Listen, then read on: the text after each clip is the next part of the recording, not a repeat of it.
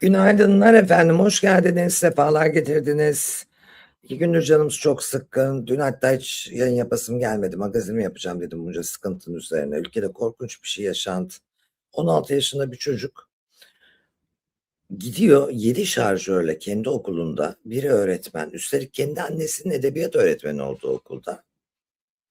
9 kişinin canına kıyıyor ve onlarca yaralı var. Yani olacak iş değil. Ondan zaten Urfa'yı unutamadan hemen Maraş geldi arkasından.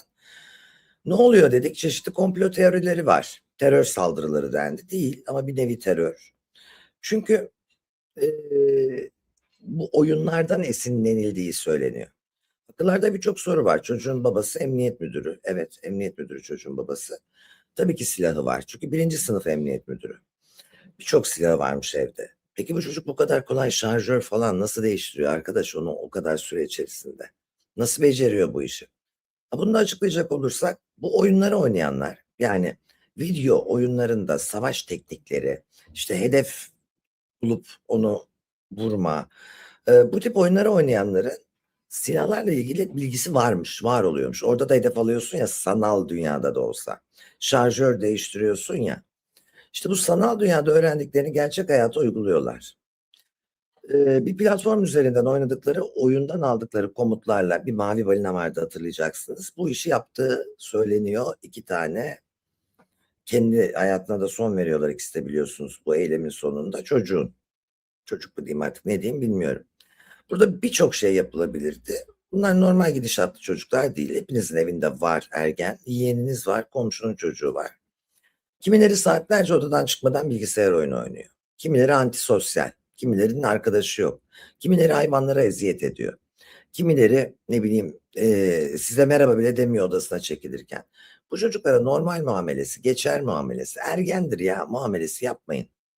Ciddiye alın bunların sorunlarını. Yani inanın, hani zatürre olmalarından daha kötü bir şey bu. Böyle sonuçlanabilir. Bu hep komşunun başına gelmiyor ya. Senin de bir gün başına gelebilir. Allah esirgesin. Benim çocuk bunalımda, ergen, geçer. Hele bir 18 olsun, iyileşecek. Yok öyle bir şey. İyileşilmiyor işte. Bakın sinyallerini veriyorlar. Langır langır sinyallerini veriyorlar. Şanlıurfa Siverek'teki saldırıyı gerçekleştiren Ömer Ketin olaydan bir gün önce okul müdürünün şikayeti üzerine gözaltına alınıp serbest bırakıldığı ortaya çıktı. Bak, okul müdürü şikayet ediyor. Adam ne yapsın? Şikayet etmiş. Annesi de aynı okulda öğretmen. Gözaltına alınıyor, serbest bırakılıyor. O okulda yani bir sene okumuş sadece bu öğrenci. Şu anda Urfa'dan bahsediyorum. Okul müdürünün şikayeti üzerine ve dışarıdan liseyi okuyormuş. Demek ki okulun etrafında dolaşıyor ve insanlara rahatsızlık veriyor. Ve bir gün önce okul müdürü, ne kadar duyarlı bir adam, onu şikayet ediyor.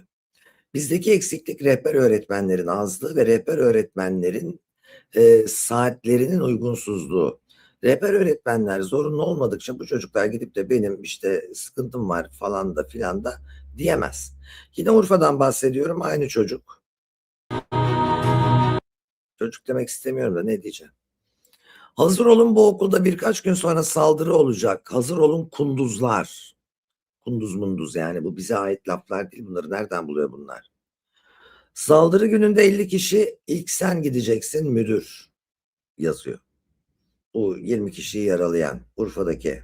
Bunlar sonra sinyalleri, geliyorum geliyorum diyor. Kahramanmaraş'taki emniyet müdürünün edebiyat öğretmeninin oğluysa daha da fena. Şimdi ona terörle dediler. Arkadaşlar, şunda bir terörist hali var mı? Bunda bayağı bildiğin akli dengesini yitirmiş bir çocuk var. İngilizce dersinde şunları yapabilen bir çocuğa dışa vurum, kendini ifade ediyor, bunalımda, protest falan diyemezsin. İnsanların anormalliklerini ve bunların seviyelerini, hepimiz anormaliz de, değerlendirmemiz gerekiyor. Buyurun. I start first when I learn English. Actually, I first start with learning words because of life. You know, of course, if you don't know any words, you cannot talk or you cannot, have any speech. Şimdi bu İngilizce dersinde ne yapıyor arkadaş? Şimdi bu çocuğu gören öğretmen ne yapıyor? Anası edebiyat öğretmeni diye şey mi yapıyor? Hani kardeşim, hani geçin falan mı diyor? Hani bir şey demeyelim. Anası bizim okulda mı, babası emniyet müdürü mü diyorsunuz? Yani şunu yapan çocuğu kesinlikle rehabilite edilmesi lazım. Peki anneler ne yapıyor? Yani senin evladının böyle deli gibi değil, deli, yani sosyopat, deliden de kötü. Delinin ancak eline zararı olur. Sosyopat bir çocuğun var evde. Sen öğretmensin. Pedagojik formasyon almış olman gerektiğini varsayıyorum. Çünkü başka türlü öğretmen olunmaz. Bazen gerçek öğretmenleri, yani psikoloji okumuş öğretmenleri almıyorlar da arkadaş. Atama, zutama, şu üniversiteyi bitirmişleri falan alıp öğretmen yapıyorlar torpille. Gerçek pedagojik formasyon sahibi öğretmenler atanmayı bekliyor. Şimdi senin öğretmen olarak bir kere babadan 2 kat suçlusun. Hani baba silahları ortada bıraktı. Çocuk erişti diyelim. Babanın silah sahibi olması suç.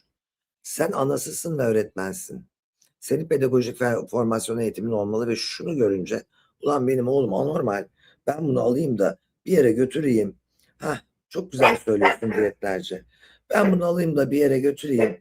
Bir baksınlar, öğretsinler. Olmadı kapatsınlar diyemiyor hiç anne. Benim evladım geçer büyüyünce canı sıkılmış İngilizce dersinde beceremiyor. Dersi dikkati dağılmış.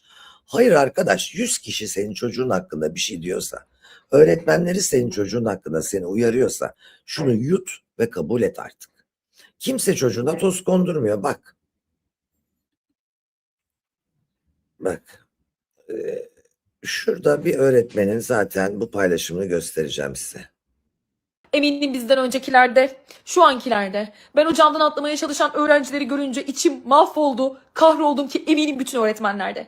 Ben bir ilkokul öğretmeni olarak yetki istiyorum. Daha fazla yetki istiyorum. Nedir bu yetki? Bakın biz her şeyi görüyoruz. Biz en baştan velinin de garipliğini görüyoruz, anormalliğini görüyoruz. Çocuğun da anormalliğini görüyoruz. Ancak biz bir şey söylemeye kalktığımızda kimse çocuğuna toz kondurmuyor. Bir öğretmen bir kez 2 kez bunu yapıyor, sonra bakıyor ki canı çok sıkılıyor, bakıyor ki iftiraya uğruyor, bakıyor ki daha kötü şeyler yaşıyor. Ondan sonrasında da susmaya başlıyor. Zaten sustuğunda olay kopuyor. Diyor ki veli de öğrenci de bak her şey normale dönüyor. Demek ki çok büyük bir olay yokmuş. Demek ki ailem benim arkamda durdu, öğretmen pıstı. Aile de diyor ki demek ki benim çocuğumda çok büyük bir anormallik yok, öğretmen sustu pıstı. Olay böyle değil. Bakın, öğretmen eğer bir tespitte bulunuyorsa bu irdelenmemeli. Direkt hastaneye mi sevk edilecek? Direkt polise mi sevk edilecek? Direkt terapiste mi sevk edilecek? Nereye sevk edilecekse sevk edilecek. Bu ailenin inisiyatifine bırakılmamalı. O veli bir şekilde hizaya getirilmeli. Mecbur bırakılacaksa mecbur bırakılmalı. Ya öğretmen bu kadar da vasıfsız, öğretmen bu kadar da beceriksiz değil ki. Ben çok eminsem eğer bir durumdan çok eminim diyorsam öyledir ya. Ben neden kirkişeyim bacak kadar çocukla? Ben neden kirkişeyim velimle? Her şekilde işime gelir gider dersimi anlatır maaşımı alırım. Ya ben eğer bir şey söylüyorsam bu gerçekten de önemlidir. Bu gerçekten de benim içimden yüreğimden kopup gelmiştir. Bir bakın rica ediyorum. Lütfen şu mafya dizileri kaldırılsın. Bir daha gösterilmesin. Ve şu saçma sapan bilgisayar oyunları, adam öldürmeli bilgisayar oyunları kaldırılsın. Kaldırılmıyorsa da veliler oynatmasın. Bakın siz zannediyorsunuz ki evde diğer odada yavrum dizimin dibinde güvende. Oysa ki sokakta oynasa belki o kadar kötülükle karşılaşmayacak, o kadar bağımlılıkla karşılaşmayacak. Onu bir terapiste gönderiyor musunuz? Onu rahatlaması için başka bir şeyleri gönderiyor musunuz? Yapın ya. Yardım alın. Yardım isteyin öğretmenden. Bakın çoğu veli de ne yapıyor biliyor musunuz? Öğretmen onu rehberliğe gönderdiğinde kendi kötü duruma düşecek diye bunu istemiyor. Çocuğu kötü duruma düşecek diye değil bakın. Çoğunlukta böyle. Aman benim çocuğuma etiket vurulacak falan diye değil. Kendine etiket vurulacak diye. Kendi kötü duruma eksik anne, eksik baba olarak düşünülecek diye düşünüyor. Hayır böyle bir şey yok. Hiçbirimiz bu dönemde tam anne, tam baba değiliz zaten. Aynen öyle. %100 katılıyorum bu öğretmenin söylediklerine. Hiç kimse tam anne ve tam baba değil. Annelik babalık böyle bir şey değil. Öğretmenin anne babandan daha çok görüyorsun. Çocuğunla vakit geçirdiğini zannediyorsun. Kek börek yapmayı annelik zannediyorsun. Kaliteli zaman geçirmiyorsun. Çocuğum ergen. Aman oğluma deli demesinler. Dostlar benim çocuğum işte iyi okulda okuyor, İngilizce konuşuyor desin. Geçin bunları. İlk çocuğunuzu alın, elinizle siz götürün. El aleme de laf söyletmeden siz götürün yani. Bir gün gelir sizi de mahveder o çocuk, yakar. Yani zaten böyle bir çocuk demeyeyim yani yaratık, insan formu, evlat olsa sevilmez. Yani evlat olsa yaşasaydı sevebilecek miydin böyle bir, özdeşleşebilecek miydin? Evladım deyip sarılacak mıydın hapishane görüşüne gidip? Mümkün müydü? 9 tane can alan, onlarca kişiyi yaralayan çocuk hayatta olsaydı evladım diye hapishane görüşüne gidebilir miydin? Sevmeye devam edebilir miydin? O senin tanıdığın, bildiğin, doğurduğun çocuk olmaya devam edebilir miydi? Hayır. Ruhu hastalıklarla ele geçirilmiş biri o çünkü. O normal bir canlı bile değil artık çünkü.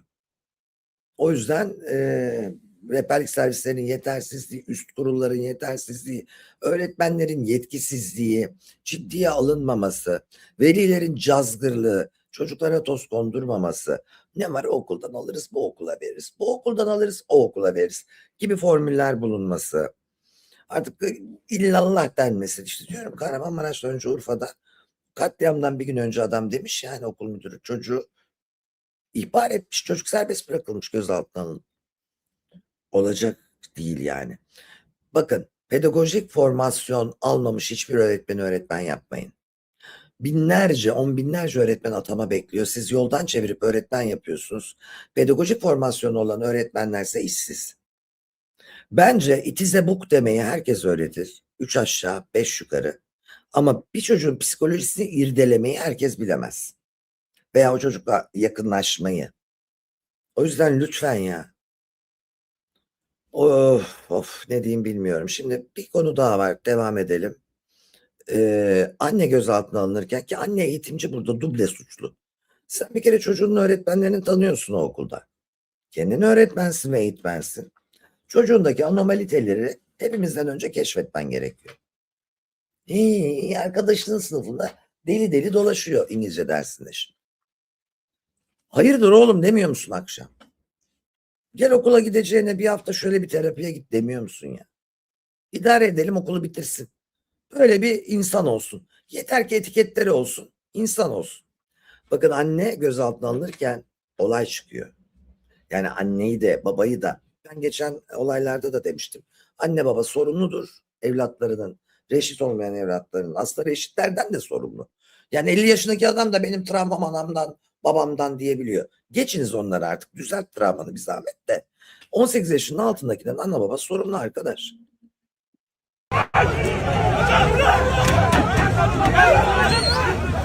Buradan çıkın, buradan çıkın.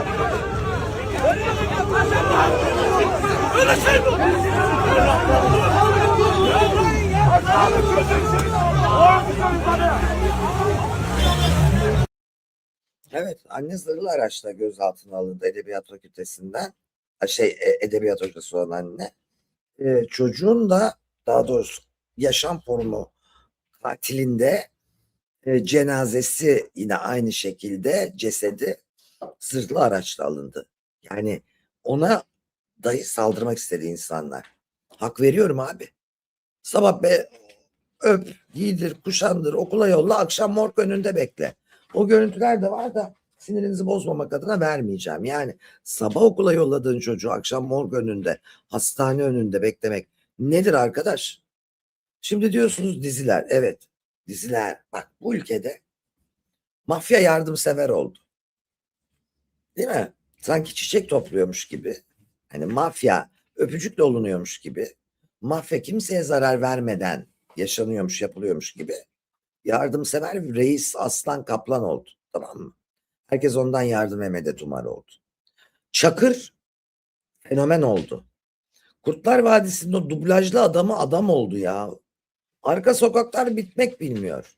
Müge Anlı, Esra Erol desen 20 senedir burada yırtınıyorum ben, beni eski takip edenler de bilir. Şunları koyacaksanız geceye koyun diye. Aha, ceset bulduk yolda tadında berbat kurgu, o ona vurdu, bu bunu bilmem ne yaptı oldu. Yani facianın içinde yine çocuk yetiştirebilen helal olsun da bu kadar psikopatlar da ben geliyorum der ya. Şimdi bir uzmanın bu konuyla ilgili tespitlerini vereceğim. Sonuna kadar dinleyin. Gerçekten birebir anlatıyor adam yani.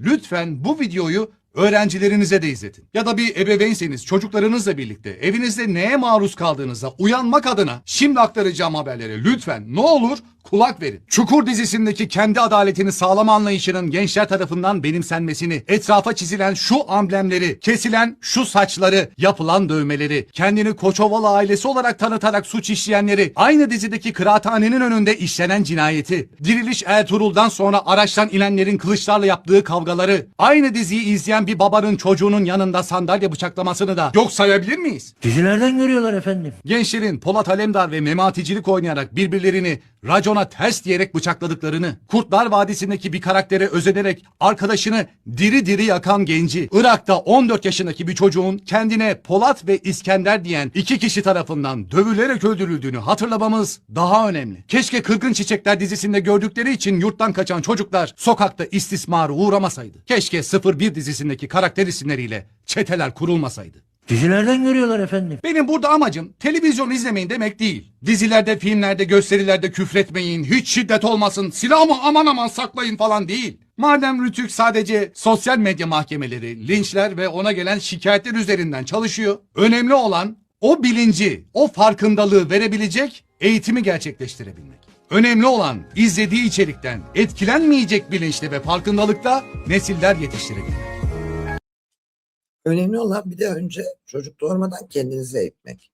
Yavrulamakla insan evladı yetiştirmek arasındaki fark o çocuğu eğitebilmek.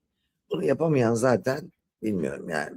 Bak burada çok geçmiş olsun bir tane takipçim çocuğumu kaybettim diyor, hamileydim diyor üzüntüden. Belki de iyi oldu diyor. Tövbe estağfurullah, öyle bir şey olmaz. Asla böyle düşünme. Her işte bir hayır vardır, inşallah yine evlat sahibi olursun ama yavrulamayın ya, doğurun yani, ona bir gelecek verecekseniz. Düşünerek yapın şu işi. Tek farkımız düşünmek değil mi zaten hayvanlardan? Onu da yapmıyorsak hayırdır. O yüzden arkadaşlar kendisi yetkin ve etkin olmayan insanlar da doğurmasın. Kendi çocuğuna toz kondurmayan şu toplumdan öyle sıkıldım ki. Alın işte bütün kaç yuvayı söndürdü, kaç aileyi yaktı. Şu çocuğa terörist demezsin o uzun saçları lay lay lay lay lay havasıyla. Zararsız deli gibi geliyor. Bak işte ne çıkıyor altından. Bunu öğretmeni de bilebilirdi, annesi de bilebilirdi. Eğitmense eğer, gerçekten pedagojik formasyonu varsa. Şimdi geçelim bir başka konuya. Bir iddiaya arkadaşlar. Barış Arduç değil mi? Ne kadar tatlı, aman ne güzel, akıllı, güçlü bir kadınla evlendi. Gupse daha zengin çünkü Gupse içerik üretiyor, dizi çekiyor, reklam yapıyor, film yazıyor, film çekiyor. Gupse üretken ve başarılı. Barış Arduç ne iyi etti de Gupse gibi akıllı bir kadın aldı filan derken korkunç bir iddia gündeme geldi. Barış Arduç'un, bu kısmı doğru, Bebek Oteli'nde o sahibi Muzaffer'in evinde kumar oynarken görüntüleri çıktı. Ve şöyle bir açıklama geldi efendim. Barış Arduç Bebek Oteli'nde kumar oynadığı görüntüler ortaya çıkıyor. Borçlarını Gupse Özay'ın kapattığı iddia ediliyor. Yani bu çok acı. 6 senedir evliler biliyorsunuz. Kumar, bakın görüntüyü de vereyim. Kumar oynarken görüntüleri ifşa ediliyor ve Gupse olmasa Barış borç batağındaydı diye bir iddia var. Korkunç bir şey arkadaş. Yani gencecik bir kadın kocasının, bizim Barış Arduç da iyi kocadan böyle serseri ruhlu adama, yani yaramaz çocuğa döndü. Hani kumarcılık, jujitsular falan, dövüş sanatları bilmem ne. Ondan sonra bir de borçlarını karısına ödettiyse, Bebek Oteli'nin sahibi Muzaffer'in kumarhanesinde, ya evinde ya otelinde kumar oynarken görüntüleri çıkıyor arkadaş. Korkunç bir şey. Yazık. Günah. Gupse'ye yazık. Bir de bizim bir güzel hakemimiz vardı. Bilmem hatırlar mısınız? Elif Karaaslan. Şimdi Instagram yeni bir uygulama başlattı. Bunda da çocuklarınızı. Bence Instagram aslında hani kendi cezasını veriyor ayrı da TikTok'a sokmayın arkadaş yani. TikTok'a ben bir girdim. Baktım doktorum da orada. Avukatım da orada. Ne bileyim takip ettiğim kitap, yazar, çizer, dekorasyon, makyaj, parfüm önerileri orada. Tamam mı? İyi dedim, ne güzel yer. Ama en büyük para aklama yeri de TikTok biliyorsunuz. Şimdi normalde TikTok uygulamasında para vermek için bana para vereceğim. Para atacaksın bana değil mi? Şey yapıyorsun. Dışarıdan bilgisayar üzerinden jeton alabiliyorsun. Uygulamanın içinden alman gerekmiyor. Bana yolluyorsun. Geldiğinde bana bir bahşiş atıp parayı alıyorsun elimden. Ne oluyor bunun adı? Kara para aklama. TikTok bunun için çok kullanılan bir mecra. Leş bir mecra, cinsellik, küfür, berbat adamlar, tehlikeli adamların olduğu bir yer. Şimdi Instagram bu konuda daha temiz ama görsel bir yer ve kendisi bir üyelik sistemi açtı. Orada isterseniz yemek tarifi, isterseniz evcil hayvanınızı paylaşın. Ama Hakem Hanım, buyurun. Hakem Elif Karaaslan'ın ifadesi ortaya çıktı. Ünlü isimlere yönelik düzenlenen uyarıcı operasyonunda tutuklanan eski hakem Elif Karaaslan'ın ifadesi ortaya çıktı. Elif Karaaslan ifadesinde, Instagram'daki abonelik sisteminin tamamen platformun sunduğu ücretli bir özellik olduğunu, burada yaptığı paylaşımların kendi yaşamından kesitler içerdiğini ve kesinlikle müstehcenlik barındırmadığını ileri sürdü. Yani müstehcenlik şurada bile barındırıyor bu kadın da. Instagram'ın şöyle bir iç oluşumu var. Müstehcen yayınlarsan Instagram kendi kapatıyor senin kanalını zaten. Yani bu OnlyFans gibi bir şey değil. Instagram'da göğsünü, oranı, buranı gösteremiyorsun. Yani zaten bu kadın gösterebildiği kadarını hepimize arz etmiş durumda çoktan. Hani bunun sorunun bu arzla ilgili olduğunu düşünmüyorum. Bence bu kızın kulağının çekilme nedeni hakemlik mesleğini küçültmek veya hafifletmek olabilir. Ama futbolcuları daha çok koşturur. Bir de bu kalça, bu göğüste, bu o sahayı 90 dakika nasıl koşar arkadaş? Onları nasıl taşıyacak? Dalgalı dalgalı. Futbolcular oyunu bırakır yani. Oturur oraya çekirdek çitler. Böyle bir şey olabilir mi? Kim hakem yapmış? Nasıl yapmış? Hangi maçta koşturtmuş kendisini ve uzuvlarını? Hayretler içerisindeyim doğrusu. Şimdi benim keşfettiğim, internette kimse görmeden ilk size gösterdiğim, yurt dışından kadınların gelip mısır almak için hizada durduğu bir tane mısırcı gencimiz var. Ne kadar da tatlı çocuk, mütevazı çocuk, mısırını satmaya devam ediyor diyorduk. Bu çocuk gidiyor, TikTok'ta bir hesap açıyor. Tişörtünü bir çıkarıyor arkadaş. Aynı gece 1 milyon lira para kazanıyor. Evet. Sadece kadınlar değil. Erkekler de artık bunu yapıyor. Çıkıyor. Zaten çoğu yabancı onun hayranının. TikTok'taki hesabında tişörtünü çıkardığın 1 milyon lira bir gecede. Buyurun. Eder mi bakalım siz söyleyin.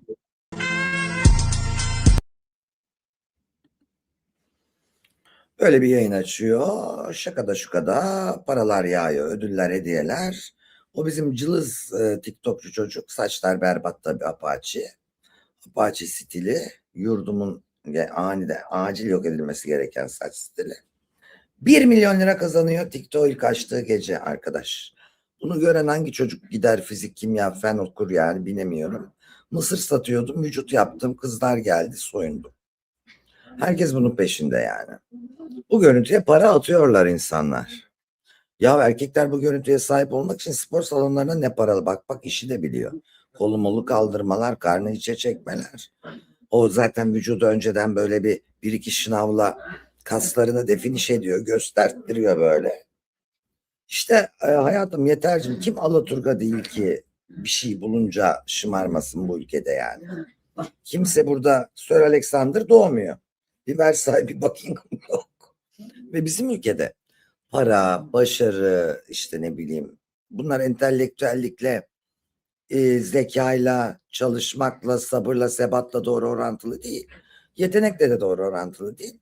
Para el değiştirdiği için, şöhret sebepleri tamamen değiştiği için yetenekten bağımsız olarak böyle oluyor işte. Yani bu çocuk erkek haliyle şu pozuyla 1 milyon kazandı dün gece arkadaşlar. Vatana millete diyorum artık ne diyeyim ben. Evet bugün bir videom daha vardı aslında sizlerle paylaşmak istediğim. Onu yapsam mı yapmasam mı diye düşünüyorum. Yapmayayım artık ya bu kadar da bu işi hafifletmeyeyim. Oturmuşlar hiç kimse yokmuş gibi. O şimdi asker canı neler ister Tuğba'ya. Bu sosyokültürel ve toplumda yaşanan şiddet olaylarını sormuşlar. Niye sordunuz? Bilirkişi mi? Tuğba. Tuğba askerlere moral verdi diye mi? Hani bu konuda bilirkişi oldu. O şimdi asker canı neler ister Tuğba toplumsal bir görev yapıp askerlerin duygularına tercüman oldu diye. Şimdi de acaba toplumda bu konuda Bilirkişi mi ilan ettiniz onu? Ya ne insanlarız biz arkadaş ya. O yüzden vermiyorum onu. Yani can sıkıcı. Fakat güzel bir görüntüyle kapatayım. Şeyi bozmayayım. Akışımızı. Hayat güzel, devam ediyor. İyi şeyler de oluyor. İlkinde mutlu olamıyorsun, belki ikincisinde oluyorsun. Deneme yanılma yöntemiyle oluyorsun. Öyle oluyorsun, böyle oluyorsun ama bakın ha, Tuğba ikinciyi vereyim şimdi size. O şimdi asker canı neler isterle bilirkişi olarak askerlerin duygularına tercüman olduğu için ülkede şiddet konusundaki bütün duygularını da zannediyorum bizlere anlatabileceği düşünülerek bir verelim. Aldı. Ya neden Tuğba ikinciyi görünce bunu sorarsın ya? Adam Celal Şengör mü, İlber Ortaylı mı? Yani onlar bile sosyolog değil. Ne yapıyorsun? Enteresan ya. Biz bir magazin olsun, suyunu çıkaralım da nasıl çıkarıyorsak çıkaralım. Hani size bu işin psikolojisini anlatmak açısından yetkin gelen kısım nedir Tuğba ikincinin acaba? Bizim magazin muhabirleri ya. Çok enteresan, çok acı şeyler yaşadık biz. Şanlıurfa'da, Ama Kahramanmaraş'ta. işte bu oyunun bugüne denk gelmesi o konuda yorumsuzum şu an. Çünkü iki duyguyu aynı anda tarif edemiyorum. O olmaması gereken şeyler. Çocuğun ne sorunu varmış bu yapan? Gerçekten hiç bilmiyoruz ama ben şuna takılıyorum. Yani sanki okullarımızda güvenlik önlemlerini biraz arttırmamız gerekiyor mu? Tabi bir tek güvenlik değil. Eğitimi de arttırmak gerekiyor. Bir de böyle bir çocuğun herhalde bir engeli var ki aile yani göz kulak olmalıydı. Yani çocuğumuzun bir engeli var bence. O çocuk durup dururken böyle bir şey yapamaz.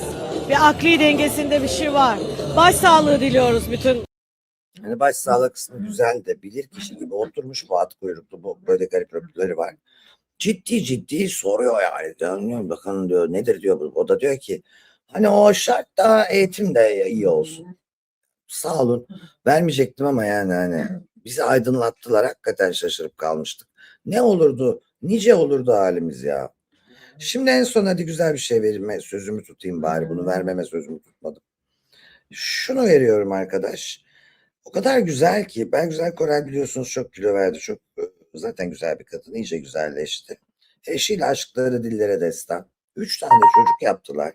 Çok da başarılı işlere imza atıyorlar. Ben ilk ve son dizisine bayılıyorum Güzel Korel'in. 3. sezonunda yer aldı.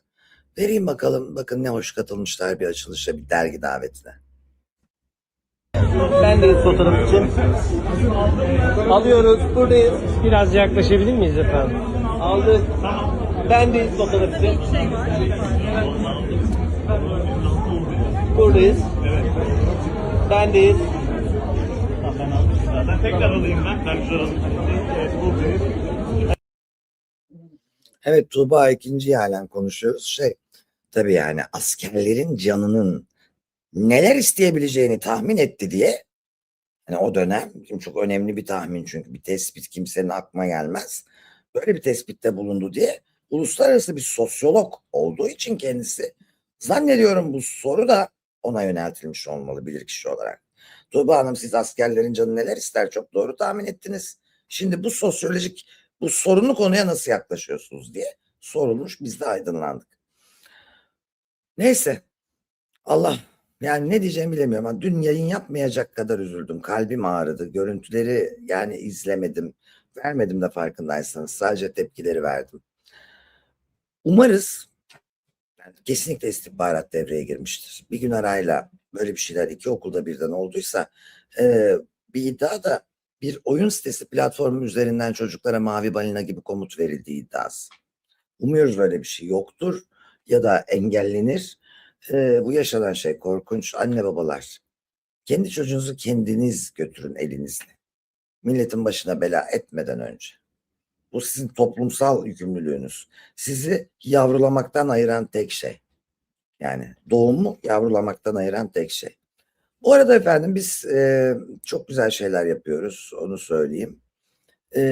Duygu durumlarımızı ölçüyoruz, tartıyoruz. Uzmanlar, sosyologlar, psikologlar. Bizimkiler gerçek, yani Tuğba ikinci gibi değil. Ayon diye bir kulübümüz var. Her akşam sonsuzluk demek. Orada dersler, seminerler, workshoplar, tartışmalar, psikoanalizler, sanat terapileri, eğlenceler, çayımızı kahvemizi alıp böyle bir resmiyet değil. Ve bir sosyal, entelektüel, dostluk, arkadaşlık, gezi, seyahat. Şuradan başvurabilirsiniz. Bayağı Ayon kulüp yazıyorsunuz. Ayon AI10 diye yazılıyor bu arada. Biz sizi arıyoruz. Buraya başvurup telefonunu yanlış yazan akıllılar var. Oğlum başvurmasana telefonunu yanlış yazacaksan. Geri aramak için telefonunu alıyoruz. Kulüp üyeliği için soracağım sorular var çünkü. Veya ne bileyim telefonunu açmayanlar. Kardeş, alacaklıdan mı kaçıyorsun? Mafya babası mısın? Aranıyor musun? O zaman zaten yine doldurma kulüp formunu. Telefonunu bilmediğim numaraları açmıyorum da. Oğlum niye telefonun var o zaman? Niye form dolduruyorsun? Biz de telefonunu açmayanları bir kulübe almıyoruz. Ben açıyorum. Herkesin gözü önünde biri olarak. Neden kaçıyorsunuz arkadaş? Böyle arızalı telefon açmayan herkes doldurabilir formumuzu. Sizleri çok seviyorum. Umarım kötü günler en yakın zamanda geçecek. En kısa zamanda birlikte olma dileğiyle sevgi ve saygımla kalın. Yarın yine inşallah sabah birlikte olacağız efendim. Daha güzel günlere diyeceğim, artık ne diyeyim bilmiyorum. Ateş düştüğü yeri yakmaya devam edecektir, öyle gözüküyor. Ama bu önlem almayacağımız anlamına gelmesin. Herkes evindeki çocuğunu yakından iyice gözlemlesin. Kendi çocuğunu değil, yeğenini gözlemlesin. Bazen analar babalar konduramaz. Bu arada 18 yaşın altındaki bütün çocuklar biliyorsunuz devletin malıdır. Sorumluluk hepimize aittir. Ana babanın elinden dahi alınır çocuk gerektiği zaman. O yüzden kendinizde bu hakkı görün. Sevgi ve saygımla kalın efendim.